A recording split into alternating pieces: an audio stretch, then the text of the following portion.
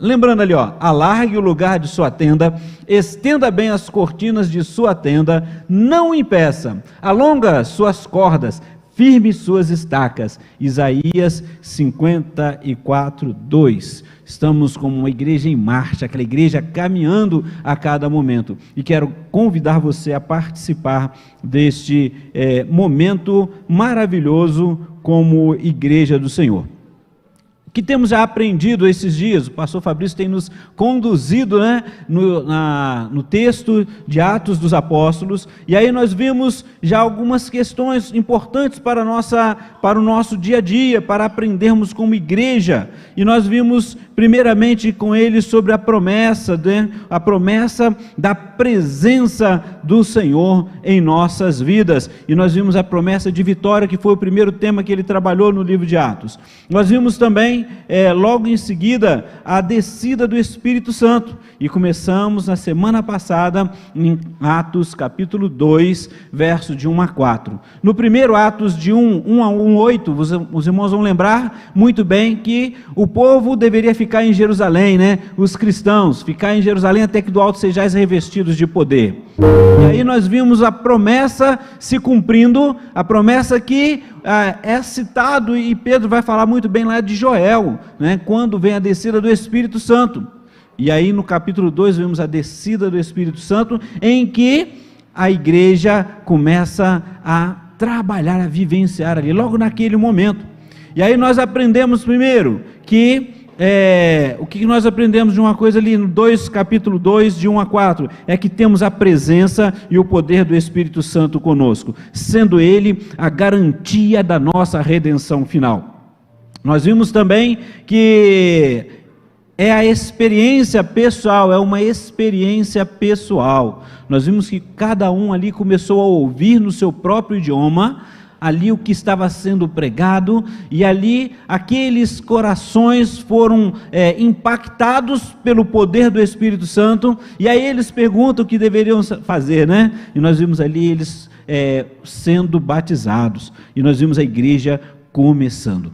Hoje continuaremos no capítulo 2, pensando agora, a partir desse momento da descida do Espírito Santo de Deus sobre a igreja, sobre aquelas vidas ali no Pentecostes, 50, a festa ali das colheitas, como o pastor mesmo já nos passou, e ali nós vamos agora ver 6 marcas de uma igreja cheia do Espírito Santo. Quais seriam as marcas de uma igreja cheia do Espírito Santo? Para tanto, convido os amados a abrir sua Bíblia em Atos dos Apóstolos, capítulo 2, estarei lendo nos versos 42 a 47. A minha versão é a NVI, mas você pode abrir aí o seu aplicativo, abrir a sua Bíblia. Você que está nos acompanhando, acompanhe aí na palavra de Deus, e diz assim o texto: eles se dedicavam ao ensino dos apóstolos e à comunhão, ao partir do pão e às orações. Todos estavam cheios de temor, e muitas maravilhas e sinais eram feitos pelos apóstolos. Obrigado, irmão Fábio. Os que criam mantinham-se unidos e tinham tudo em comum. Vendendo suas propriedades e bens, distribuíam a cada um conforme a sua necessidade.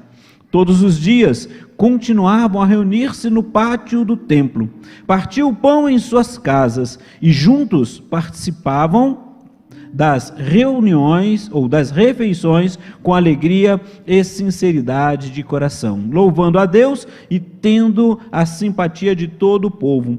E o Senhor lhes acrescentava diariamente os que iam sendo salvos.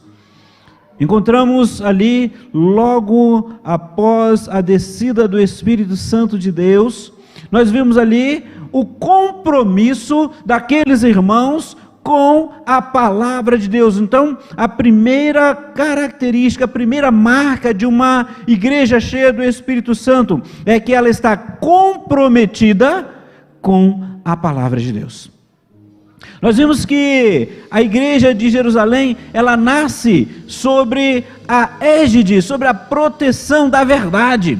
E lembrando justamente, vamos um pouquinho mais atrás lá, quando Pedro fala que Jesus Cristo, ele né, quando perguntaram, quem dizeis vós que eu sou? Ele fala, tu és o Cristo, o Filho de Deus vivo.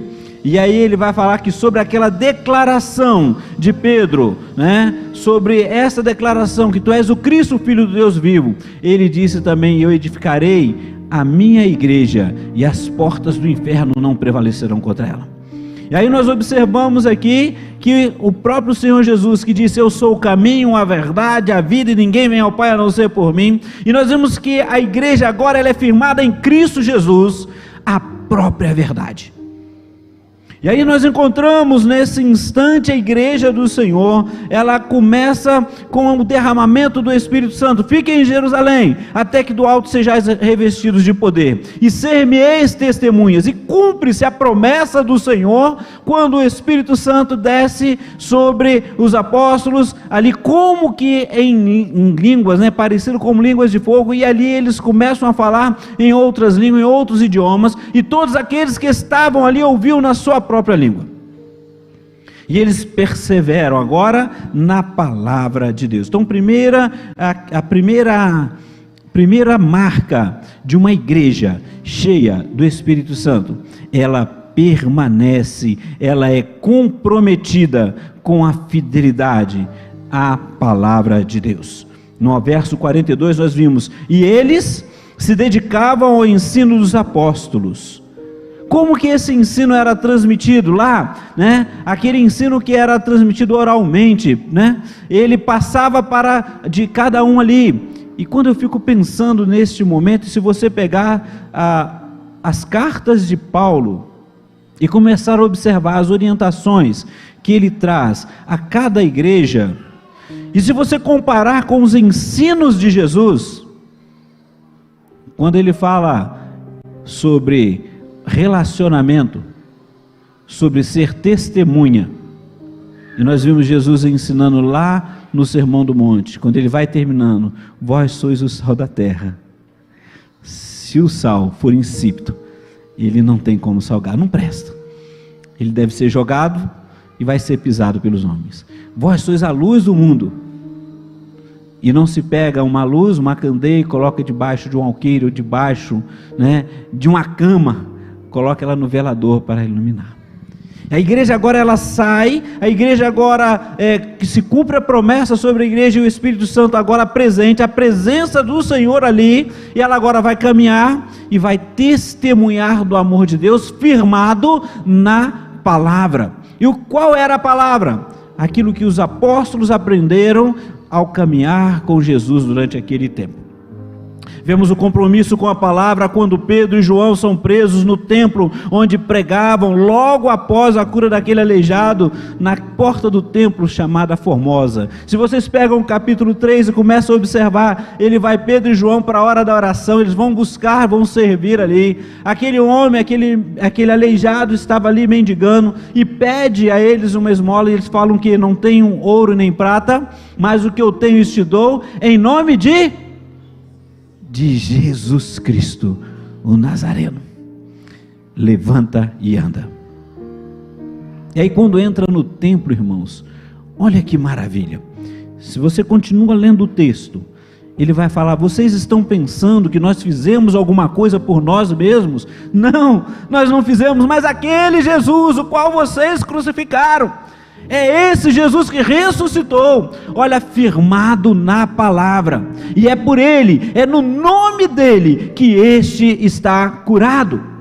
Então, meu amado, a primeira marca é estar firmado na palavra, e o que eles aprenderam foram transmitindo aos demais. Quando a gente chega no capítulo 4, nós vemos ali, depois desse milagre, eles precisam dar testemunhos, eles são presos, e depois que eles estão ali no templo, eles saem, né, eles estão no templo, onde vão ser presos também, eles começam a testemunhar, eles estão pregando, falando desse evangelho, firmado de quem é o poder, Jesus Cristo. São presos, e depois, não tinha como negar, porque houve milagre, houve prodígio, porque eles não estavam fazendo por si só, mas é a igreja avançando. E aí eles repreendem e falam: olha, nós vamos precisar soltar, mas vamos fazer o seguinte, dá aquela reprimenda neles e fala: vocês não podem pregar. E olha o que Pedro vai responder para aqueles que do Sinédrio. Então Pedro, cheio do Espírito Santo, disse-lhes: autoridades e líderes do povo, visto que hoje somos chamados para prestar contas de um ato de bondade em favor de um aleijado, sendo interrogados acerca de como ele foi curado, saibam os senhores e todo o povo de Israel que por meio do nome de Jesus Cristo Nazareno, a quem os senhores crucificaram, mas a quem Deus ressuscitou dos mortos, este homem está aí curado diante dos senhores. Este é Jesus. Este Jesus é a pedra que vocês construtores rejeitaram e que se tornou a pedra angular. Não há salvação em nenhum outro, pois debaixo do céu não há nenhum outro nome dado aos homens pelo qual devamos ser salvos. É essa a firmeza da igreja, proclamando Cristo Jesus, aquele que é o único que é poderoso para salvar, para transformar vidas.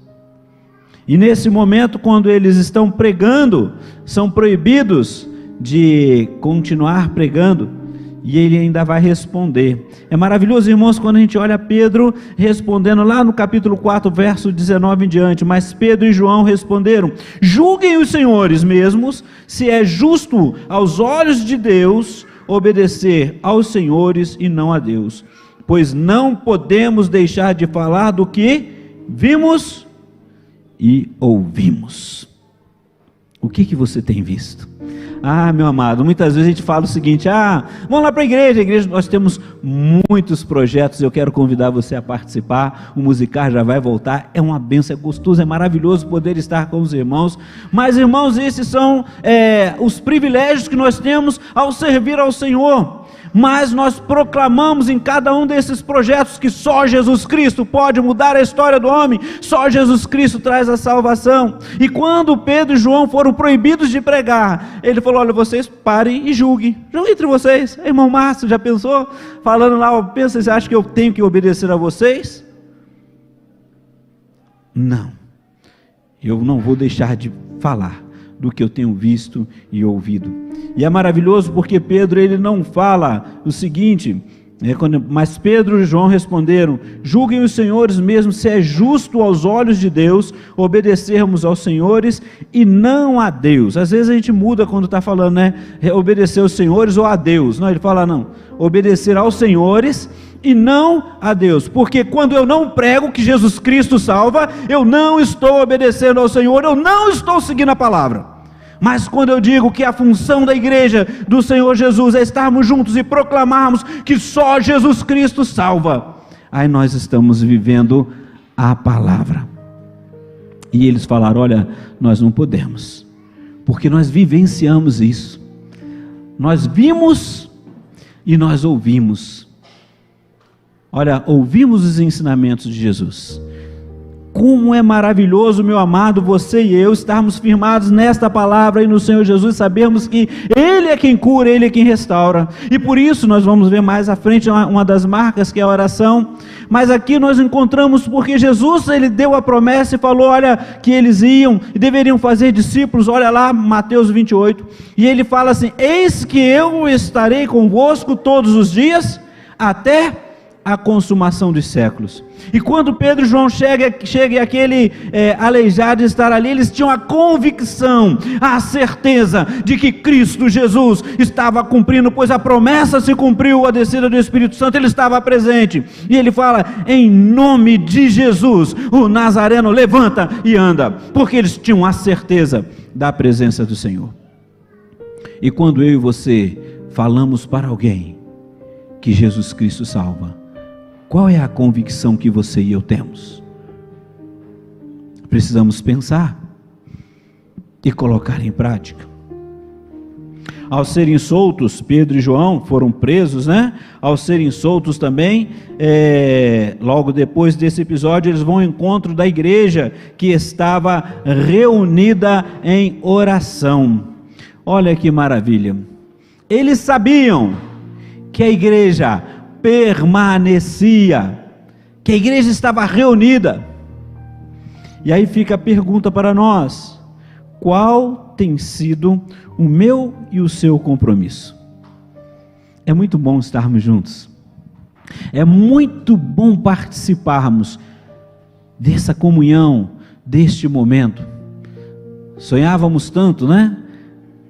Que passasse logo a pandemia, não aguentávamos ficar de casa. Eu sei que a tecnologia ela é fundamental e nos ajudou muito, mas ansiávamos por estar juntos. Capítulo 2, e eles se dedicavam ao ensino dos apóstolos e à comunhão, ao partir do pão e às orações. Quando a gente olha lá no capítulo 4 mesmo, do verso 29 e 30, quando eles são soltos, nós vamos encontrar o seguinte: agora, Senhor, considera as ameaças deles e capacita os teus servos para anunciarem a tua palavra corajosamente. Estende a tua mão para curar e realizar sinais e maravilhas por meio do nome do seu santo servo Jesus. Mais uma vez, lembrando que a primeira marca é o compromisso com a fidelidade na palavra de Deus. Eles foram presos, foram soltos e foram mandados não falar, e eles falaram: nós vamos continuar pregando. Eles sabem que a igreja está reunida. Chega lá, leia o texto do capítulo 4 também, e eles chegam e começam a conversar. O que aconteceu com eles? Olha, nós fomos presos, nós fomos apertados, e foi dito que nós não devemos pregar mais no nome de Jesus, e nós dissemos que nós não vamos parar de pregar. Sabe o que a igreja faz? O que nós faríamos se chegasse uma notícia dessa? Íamos então ficar calados? A igreja começa a orar, e a igreja faz o seguinte: Senhor, capacita-nos, nos dê ousadia, que a gente continue pregando a tua palavra, e além de pregar, mostre para eles através de sinais e maravilhas, Senhor. Ou seja, não se esconderam. Olha, então nós não vamos fazer mais nada disso, não, vamos continuar assim, pregando. E Senhor, mostra a eles que a tua igreja está viva, apesar da perseguição. Às vezes ficamos com medo e nos tornamos agentes secretos. Sou até crente, né? Mas ninguém sabe, né? Eu não sei hoje, mas antes, quando você ia fazer um curso técnico, eu lembro que eu fazendo meu ensino médio, aí tinha que colocar qual era a sua religião. Tinha que escrever lá, se você era evangélico ou não. E aí você já se denunciava: e agora? O que eu faço, né? E você já tinha que colocar lá. Mas eles continuavam pregando. A segunda marca de uma igreja perseverante: primeiro nós vimos confiança e fidelidade na palavra. Segundo, perseverante na oração. A igreja do Senhor Jesus, ela permanece fervorosa, constante na oração. E nós vimos a igreja do Antigo Testamento que ela não só possuía uma boa teologia de oração, mas efetivamente ela orava, perseveravam unânimes orando. Nós vimos lá no capítulo 1, verso 4 de Atos, nós vimos o seguinte: certa ocasião, enquanto comiam eles, deu-lhes esta ordem: não saiam de Jerusalém, mas esperem pela promessa de meu Pai, da qual lhes falei. E aí eles perseveravam ali, aguardavam a descida do Espírito Santo. Nós vimos que no capítulo 3, nós vimos lá que Pedro e João, eles vão ali às 15 horas, né? Às 3 horas da tarde, eles estão indo para a oração. O milagre acontece quando você está buscando a presença do Senhor. E ali um homem que com certeza praticamente todos que passavam ali já conheciam,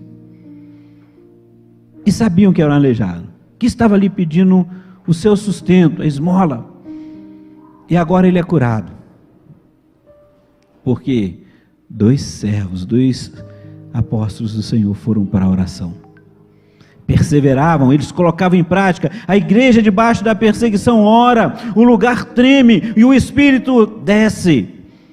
No 4:31, quando nós vimos ali, quando o povo começa a orar e falar, Senhor, continua a fazer, nós lemos o 29 e o 30 do capítulo 4, vou ler novamente. Agora, Senhor, considera as ameaças deles e capacita os seus servos para anunciarem a sua palavra corajosamente. Estenda a tua mão para curar e realizar sinais e maravilhas por meio do nome do teu santo servo Jesus. Depois de orarem, tremeu o lugar em que estavam reunidos. Todos ficaram cheios do Espírito Santo e anunciavam corajosamente a palavra de Deus. Lembrando, como nós aprendemos semana passada, eles receberam, tinham o Espírito Santo agora, eles estavam plenos. Naquele momento que treme ali, eles plenos e continuam a proclamar a palavra de Deus. E eles falam, Senhor, é isso que nós queremos. A minha pergunta para você, meu amado, o que você quer? Para o seu familiar, para o seu irmão, para o seu amigo, para o seu vizinho. Ore por ele e fala, Senhor, me dê ousadia, eu quero proclamar a tua palavra, eu quero estar ali vivendo a tua palavra.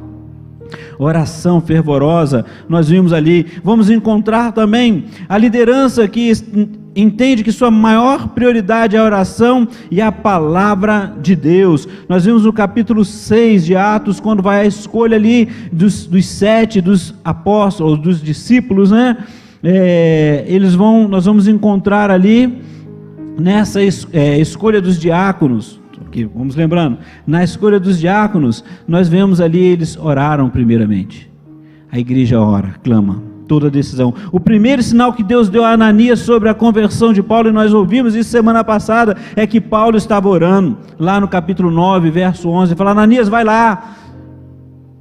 Paulo no caminho de Damasco, Saulo ainda, né, perseguindo a igreja, e a igreja ali, ele chegava nas casas e ele levava preso mesmo, ele humilhava, e agora ele tem um encontro com o Senhor, ao momento que ele fala, Senhor, né, quem és tu? E ele fala, eu sou Jesus a quem tu persegues. Entra na cidade e lá te direi o que convém fazer. Ele entra na cidade e vai para a oração. O Senhor fala, Ananias, vai lá. Ele está orando e diz aonde ele está. E é o próprio apóstolo Paulo, quando ele está na oração, ele tem a visão de Ananias chegando. E é esse Paulo que sai para proclamar, antes Saulo e depois chamado Paulo. Pedro também, Pedro está preso, mas há oração incessante da igreja em seu favor, e ele é miraculosamente libertado. A igreja de Antioquia ora e Deus abre as portas das missões mundiais. Paulo e Silas oram na prisão e Deus abre as portas da Europa para o evangelho. Paulo ora com os presbíteros da igreja de Éfeso da Praia, antes de sair na sua viagem missionária. E Paulo ora pelos enfermos da ilha de Malta e os cura. Paulo indo para Jerusalém. Paulo já sabia que de lá ele não ia voltar mais. Quando a gente olha aquele naufrágio em que eles vão dar lá na ilha de Malta, e quando a gente olha assim que o Senhor fala para Paulo, olha, nenhum destes que estão aqui vão se perder. O barco sendo açoitado, as cargas sendo jogadas fora, o barco agora ficando à deriva, os presos que estavam ali poderiam perder as suas vidas. E Paulo fala, olha, nenhum deles vão se perder. E sabe por quê? Porque o Senhor falou que ele teria que ir para Jerusalém. Paulo dali ele iria para Roma. E Paulo ali ficaria preso. E ele sabia que ele não voltaria. Mas o Senhor disse, nenhum deles vai morrer aqui. Talvez na nossa forma egoísta de pensar, a gente acabaria falando, vou morrer mesmo, por ser preso. Aquele profeta que pegou o cinto lá e falou, olha, esse daqui que está indo, ele não vai voltar, ele não sabia qual que era, ele vai ser preso. Mas Paulo falou: nenhum deles. Vamos comer, vamos nos alimentar, porque não vai se perder ninguém. Quando aquele barco encalha, aquele navio encalha, que eles tentam fugir, e falam: não deixa ninguém sair, corta o barco salva-vidas aí, ninguém, porque se sair, não tenho responsabilidade sobre eles, porque o Senhor falou para mim nessa noite. Essa certeza. E aí o barco encalha, tem aquele, cada um tem que sair. Quem sabia nadar tinha que nadar até a praia, né? E quem não iria nos destroços do navio. E chega ali na ilha de Malta. Na ilha de Malta isso acontece, e você vai saber. Às vezes a gente fica preocupado com o julgamento dos outros, né? E na ilha de Malta ali, que eles juntando, eu fico pensando ali, eles juntando os gravetos para poder colocar, esquentar, porque estavam tudo molhado, já frio ali, né, à noite, e aí uma víbora vai, pega na mão de Paulo, e aí ele chacoalha ela no fogo, leia o texto, e todo mundo fica pensando: isso daí era ruim mesmo, saiu, o negócio dele era feio para ele mesmo. Ele escapou de lá, de morrer lá, e aqui foi picado por uma víbora e vai morrer. E todo mundo contando, esperando ali, passa a hora, e passa a hora, e o homem não morre, e passa a hora. E aí ele vai, e vai orar por um dos líderes daquela ilha. E ele é curado, estava com uma disenteria, e ele é curado.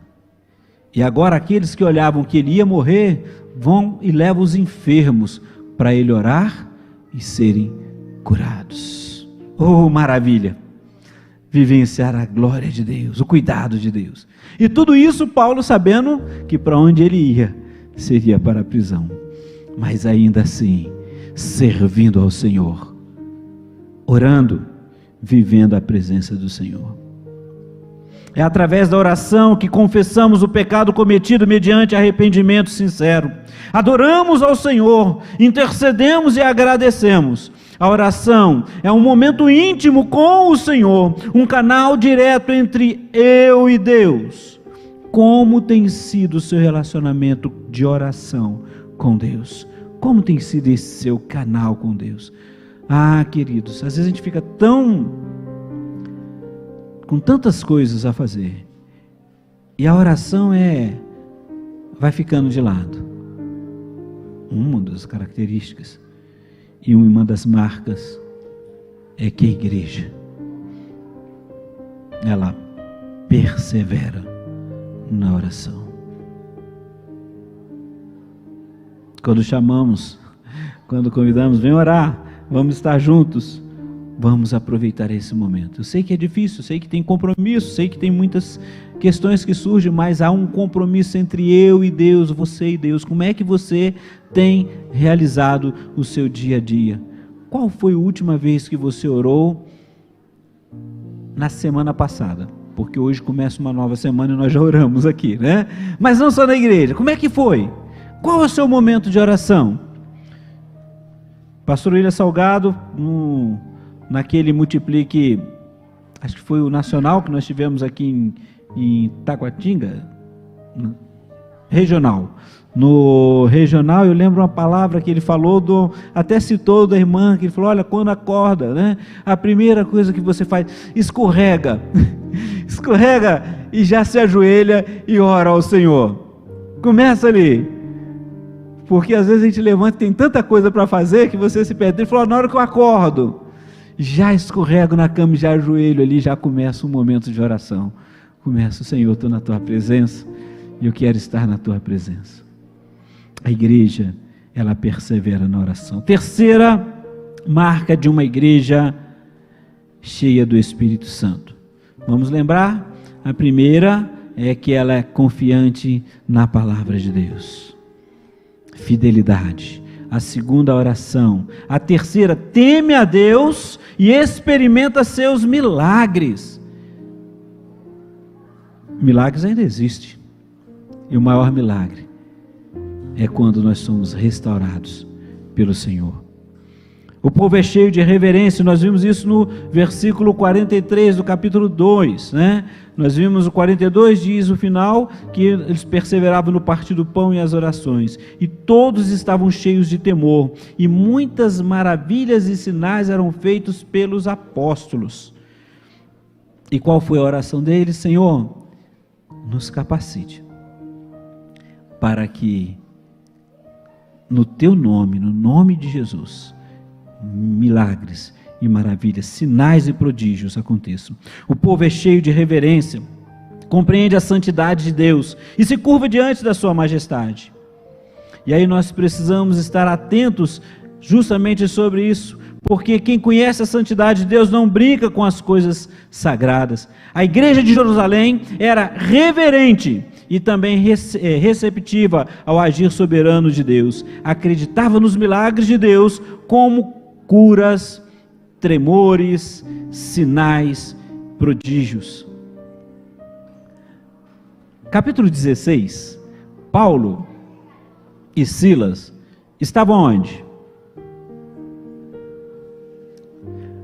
Paulo e Silas na prisão, levaram aquela coça, chicoteados, lá no cárcere interior, e o que eles faziam? Adoravam ao Senhor. Enquanto isso, o que acontece?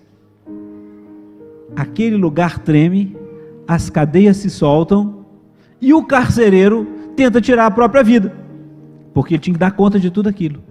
Mas olha que milagre, as cadeias caem, ela se abre. O próprio Pedro, quando ele está preso, o anjo do Senhor chega lá e fala: acorda, coloca a tua capa, vamos embora. E os portões vão se abrindo. Qual foi o último milagre que aconteceu na sua vida? E você crê? Por isso que nós oramos, e por isso que nós proclamamos, porque o maior milagre para nós é o milagre da salvação. Quando você vê um familiar seu, um amigo, uma pessoa por quem você tem orado, confessa Jesus Cristo como Senhor e Salvador da sua vida. Esse é o milagre da vida eterna. Sabe por quê? Porque o milagre da cura vai acontecer. Mas somos seres humanos, somos falhos, temos enfermidades, passamos por dificuldades. Mas o milagre da salvação, ele é eterno, e os sinais e prodígios testificam. Então, a marca que nós vemos ali, temer a Deus e experimentar os seus milagres. Às vezes nós vemos pessoas brincando com o nome de Deus, fazendo piadas às vezes lá com a sogra de Pedro, né? Porque Jesus foi lá e curou.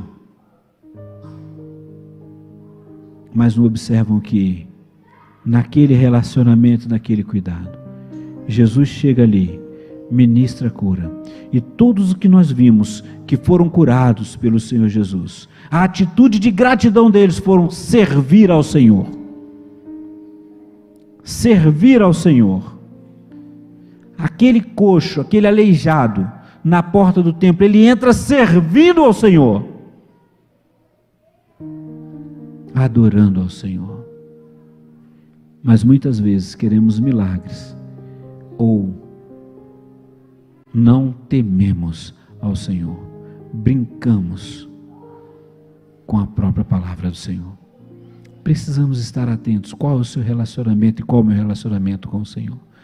Temer ao Senhor e crer que Ele é poderoso para fazer muito mais do que tudo aquilo que eu peço ou que eu penso, do que pedimos ou pensamos.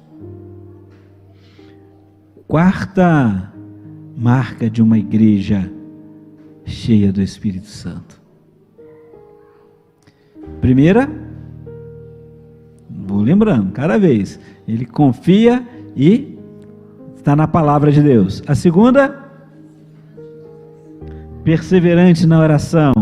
A terceira, teme a Deus e experimenta os seus milagres. Irmãos, voltando lá na primeira, só para guardar, né? Eu lembro que quando, da minha conversão, quando junior, eu usava uma Bíblia. Irmão Márcio, era maior que essa daqui. E eu era magrinho, pequeno. Era uma Bíblia com um cantor cristão e com música, pastor Josimar. Com partitura, com música, né? Então era aquela Bíblia enorme, eu andava. Eu gostava de andar com aquela Bíblia. Eu lembro que assim, na meninice, sem compreender muito, a Bíblia caiu, eu pequei porque derrubei a Bíblia, a palavra de Deus, né? Muitas vezes é dessa forma que é o nosso relacionamento. Pega a Bíblia, chega em casa, coloca lá no Salmo 91 e deixa aberto, nunca mais lê, né?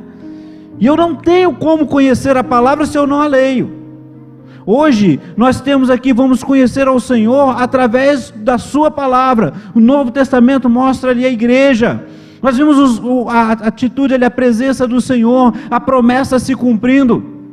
E temos a presença do Espírito Santo que nos faz lembrar de tudo o que Jesus ensinou. Então eu não tenho como permanecer fiel à palavra se eu não a conheço. E para eu conhecer, está aí o desafio, né? Você já tem lido a Bíblia? Você tira um tempo para ler a Bíblia, para estudá-la, para ver as maravilhas do Senhor. Então isso é estar confiante e fiel à palavra. A oração, confiando nos milagres. E em quarto, tem uma profunda compaixão. Os irmãos se amam profundamente. Na igreja de Jerusalém, eles gostavam de estar juntos. Por que você está aqui hoje? Ah, eu estou lá porque hoje é dia de minha escala, né? Aí eu tenho que estar na escala. Às vezes a gente acaba fazendo isso. Eu nem queria estar, mas estou na escala, eu não vou furar. A igreja viva se alegra em estar juntos, de cantar juntos, de adorar ao Senhor, de ver os milagres, de encontrar com os nossos irmãos e orar uns com os outros, de poder abrir o nosso coração, ou então de poder ajudar o outro a estar ali. Então nós vemos justamente isso, porque uma profunda compaixão que eles tinham, e nós vemos lá, que diz no verso 43, todos estavam cheios de temor, e muitas maravilhas e sinais eram feitos pelos apóstolos. Os que criam, verso 44, mantinham-se unidos e tinham tudo em comum. Eles vendiam suas propriedades, eles repartiam entre eles, porque olhavam a necessidade do outro. Meu amado, quando você aqui é desafiado, na medida das suas condições, de participar de um projeto e de se doar, você só vai fazer se tiver compaixão, porque você vai ver a necessidade do outro. Vai ver a necessidade do outro. Quem esteve aqui na Escola Bíblica Dominical hoje, semana que vem termina, né, irmã Andréia? É semana que vem, último dia. Olha que bênção, a gente trabalhando aqui as 5 linguagens do amor. E aí falando de uma das linguagens, eu fiquei lembrando de muitas coisas. Parecia que estavam falando lá da nossa infância, daquilo que, não esqueça da minha calói. Quantas vezes a alegria que tinha era quando o vizinho trazia um presente novo para o filho dele, e aí conseguia convencer o filho de doar o presente, né? E pensar nisso dali. Quantos que passaram por isso? Ou ainda hoje, quando passa de uma mudança, uma necessidade, vai para um outro estado, e alguém chega e fala, olha, eu estou aqui, que se precisar, a gente vai trabalhar junto. É compaixão. E sabe quem faz isso? É a igreja. É quando você está junto. Às vezes você não tem, você é uma pessoa mais fechada, não consegue falar, mas alguém chega perto de você e vai e te ajuda, te abençoa naquele momento. E aí você fala, olha, nunca vi isso acontecer. Nunca vi isso acontecer.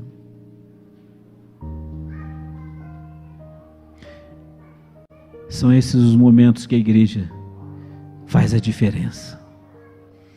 Faz a diferença onde ela está, na proclamação e na vida.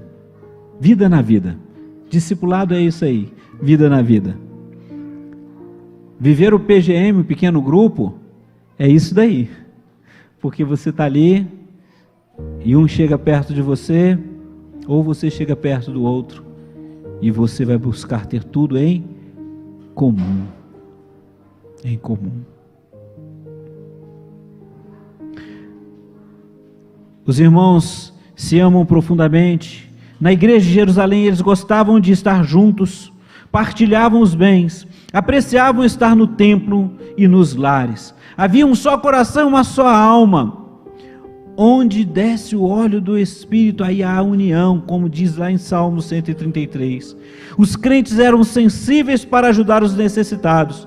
Eles converteram o coração e o bolso. Tinham desapego dos bens e apego às pessoas. Encarnaram a graça da contribuição. E John Stott vai dizer o seguinte, que a comunhão cristã e o cuidado cristão são compartilhamento cristão. Talvez você diga, Senhor, eu gostaria de ajudar e fazer muito mais, eu não tenho condição. Ore. Eu gostaria de poder cuidar de alguém. Cuide. Ore por isso. Mas busque o que o Senhor tem para você. E não espere nada em troca, né? Porque nós aprendemos hoje aqui na Escola Bíblica Dominical, porque aí seria, né, a agiotagem emocional. Gostei dessa palavra. Então é bom trabalhar isso daí. Como podemos aplicar isso? O foco da compaixão está no desejo da pessoa de aliviar o sofrimento de outra. E como tem buscado exercitar essa compaixão? Um dos princípios da igreja multiplicadora é compaixão e graça. E a compaixão é você poder aliviar a dor da outra, seja ela emocional ou física, material. Talvez eu não possa fazer nada por você. Posso chamar e falar, vamos orar juntos. Vamos acompanhar. O que eu posso estar fazendo por você agora? Como é maravilhoso. A quinta marca de uma igreja cheia do Espírito Santo.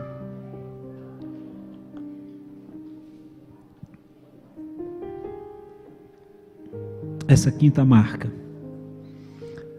nós gostamos, né? Ela adora a Deus com entusiasmo. No verso 47 do capítulo 2, nós encontramos louvando a Deus e tendo a simpatia de todo o povo. Ela adora a Deus com entusiasmo. Ela começa a glorificar ao Senhor. E quando falamos de adoração, não só adoração através da música, através dos cânticos, como é gostoso esse momento de adorar ao Senhor. Como é bom. Mas também através do serviço, através da oração, ela está adorando e servindo ao Senhor. Mais especificamente a igreja ali, ela canta com fervor e louva a Deus com entusiasmo. Uma igreja viva tem a alegria de estar na casa de Deus para adorar. Olha que maravilha, né? É gostoso você chegar, né? E cantar, principalmente quando a gente canta em multidão.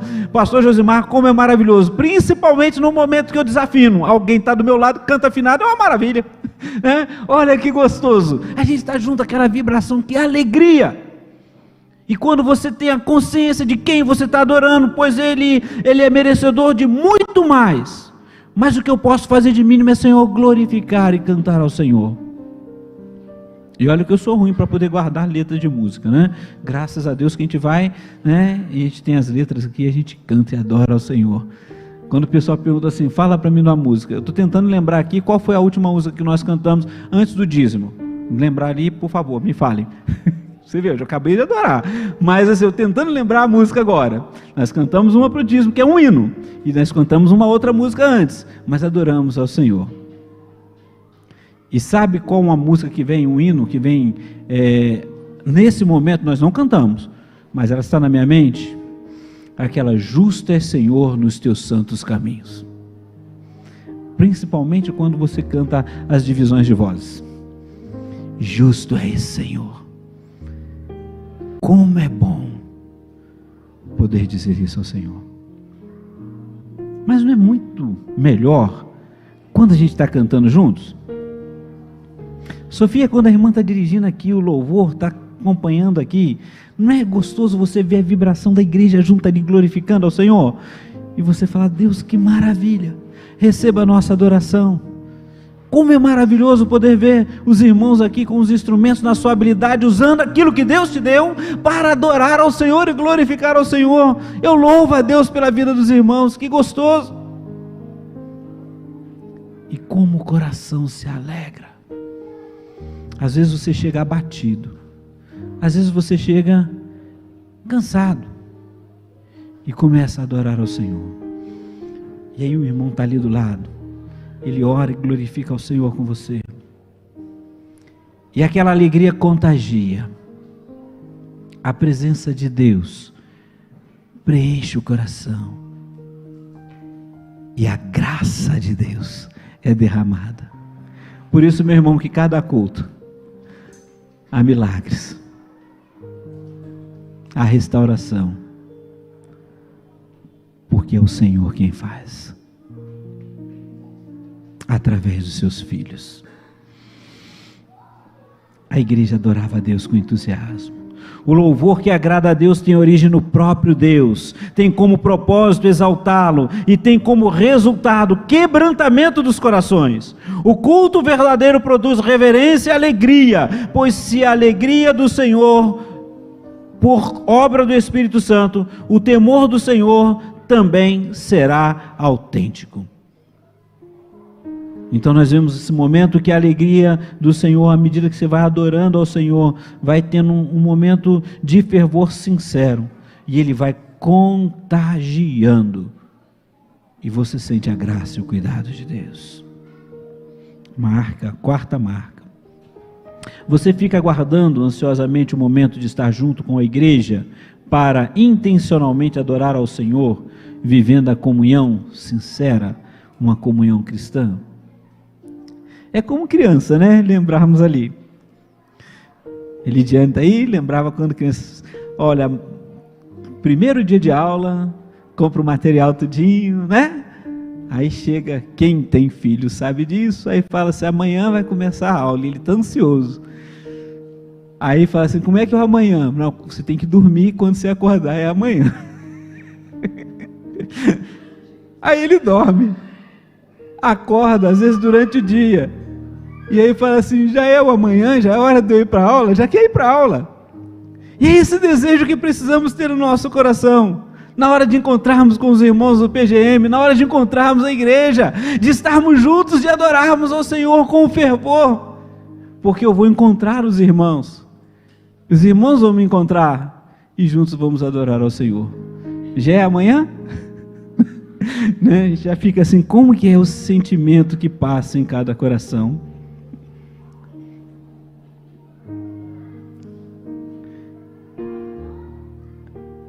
Eu acho que eu pulei o número, né? Esse é o quinto, adora a Deus com entusiasmo. E o sexto e o último, né? Tem a simpatia dos homens e a bênção do crescimento numérico por parte de Deus. Então vamos lembrando aqui, primeiro, a primeira marca de uma igreja cheia do Espírito Santo, ela é comprometida com a fidelidade à palavra de Deus. A segunda marca é perseverante na oração. A terceira marca, ela teme a Deus e experimenta os seus milagres. A quarta marca tem uma profunda compaixão. A quinta marca, ela adora a Deus com entusiasmo.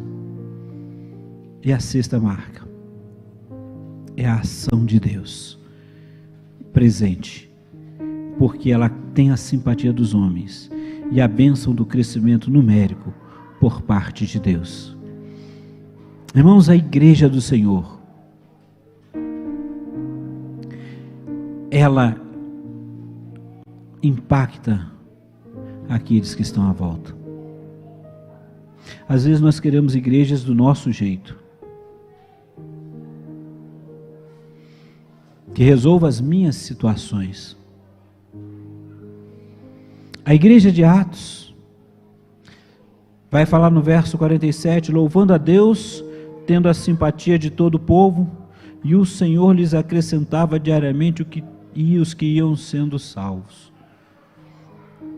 Ela vivia de uma tal forma que aqueles que estavam à volta eram impactados pela presença de Deus.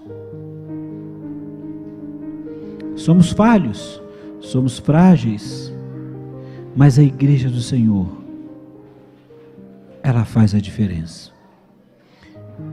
Eu ouvi, e se eu não me engano, acho que foi o pastor Fabrício que falou para alguém, e essa pessoa falou, eu achei muito legal, quando ele falou, olha, as pessoas precisam ver que a igreja do Senhor, ela não é o que muitos julgam ser. Muitas pessoas, e talvez amigos nossos, e a tendência nossa é falar, vamos à igreja, e aí ele vai falar assim, não quero, porque ele vê uma igreja como algo negativo. Mas quando olhamos em Atos dos Apóstolos, a igreja do Senhor, ela fazia a diferença, a ponto de cair na graça do povo. E uma igreja que estava vivendo perseguição, você encontra logo o início da igreja, Pedro lá, no capítulo 1, verso 15, eu quero que os irmãos me ajudem folheando a Bíblia, e vão falar para mim ali, conforme eu for perguntando. No capítulo 1, verso 15, quantos membros tinha aquela igreja, a igreja primitiva?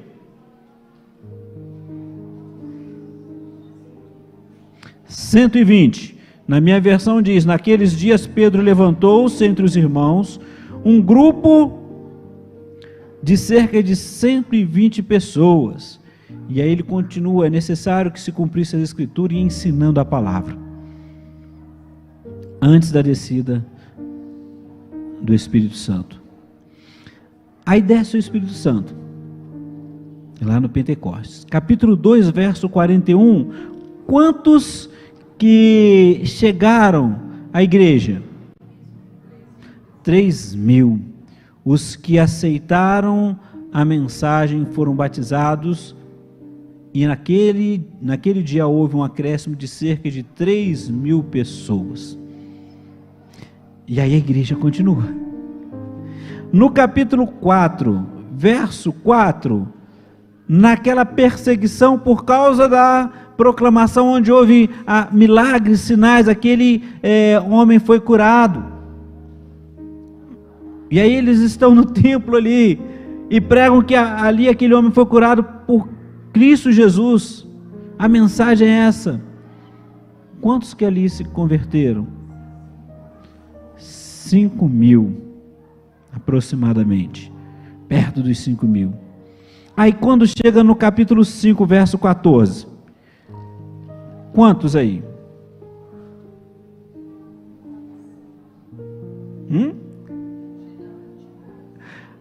Aí já não conta mais, né? Então vamos contar, 120, com mais 3.000, 3.120, mais 5.000, 8.120, depois, já não vai falando mais, agora é multidões. Justamente o que o Senhor falou para eles. 3 anos ensinou os apóstolos, e os apóstolos proclamaram o quê? Como disse Pedro, viram e ouviram, testemunharam. A igreja agora continua proclamando e perseverando na palavra, adorando ao Senhor. E quem acrescentava aqueles que haviam de ser salvos? O próprio Deus. Quem convence o homem do pecado, da justiça e do juízo? O Espírito Santo de Deus. E uma igreja cheia do Espírito Santo, o que ela faz? Ela cumpre aquilo que o Senhor mandou. Porque quem que vai acrescentar? O próprio Senhor. E vai acrescentar quantidade com qualidade, pois a qualidade é a própria palavra do Senhor. Então, meu amado, o que eu e você precisamos fazer é estar na presença do Senhor, confiar e ser fiel à palavra, perseverar na oração, viver a compaixão e graça, temer ao Senhor, ter prazer em estar reunido como igreja e adorando ao Senhor, porque é aqui que vamos sendo curados, sendo trabalhados. E em fazendo isso, proclamando que igreja, servir ao Senhor, não é o que muitos pensam, mas é viver o cuidado de Deus. E Ele vai acrescentar. Mas como Ele acrescenta? Com você, que está orando por aqueles 5 que passou perto de você e você começa a falar com ele qual a diferença que faz na sua vida, o que está acontecendo na sua vida. E na oportunidade que você tem, você faz um lanche com ele, banca, claro, não vai pedir para ele pagar. Depois você convida ele para poder ir na sua casa, e ele vai vivenciando essa diferença. E aí no dia que ele menos esperar, que diferença é essa? Você vai falar para ele: olha, nós temos um grupo, e esse grupo, de multiforme graça do Senhor, está ali para poder abençoar. Esse grupo é o PGM, é o Musicar, é o Jiu-Jitsu, são as mensageiras. Daqui uns dias, o balé, o prazer de poder estar juntos e de adorar ao Senhor. Qual é a base? Neles, todos eles, viver a palavra. Qual tem sido o seu projeto de vida? E eu quero desafiar você nesta noite. Não vai precisar de sair do seu lugar, mas eu quero convidá-lo a pensar quais marcas que você tem experimentado dessas 6. Quais marcas você tem experimentado na sua vida? Eu confio na palavra de Deus, mas eu nem abro, nem leio, e corre o risco de ser levado por qualquer vento de doutrina. Eu sei que a oração tem poder, mas eu não oro, não tem tempo. Eu gosto de adorar, mas não gosto de estar no templo adorando. Qual dessas marcas tem sido forte na sua vida e na minha vida? Quero convidar você para baixar a sua cabeça, colocar diante do altar do Senhor, e nós vamos orar. O ministério vai chegar aqui à frente, já se preparando.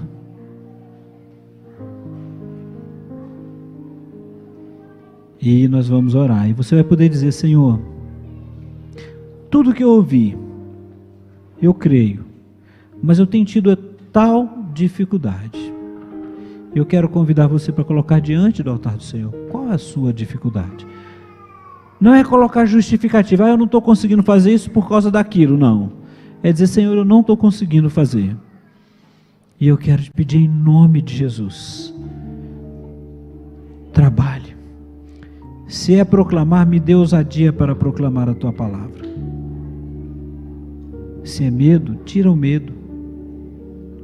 Mas, Senhor, trabalhe a minha vida.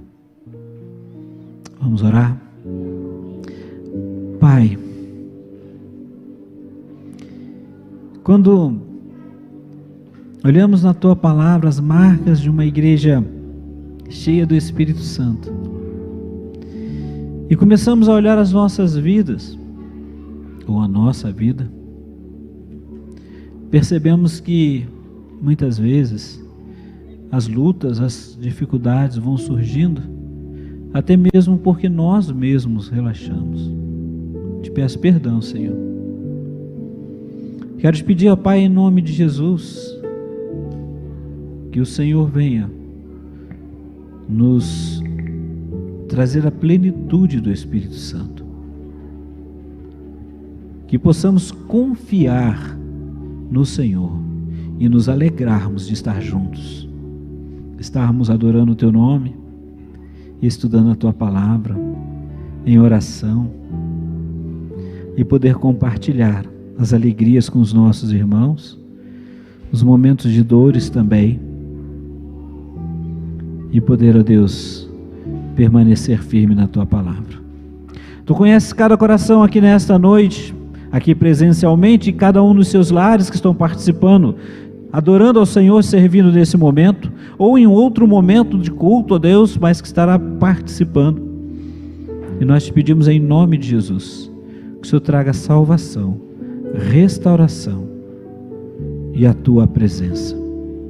Oramos agradecidos no nome de Jesus. Amém.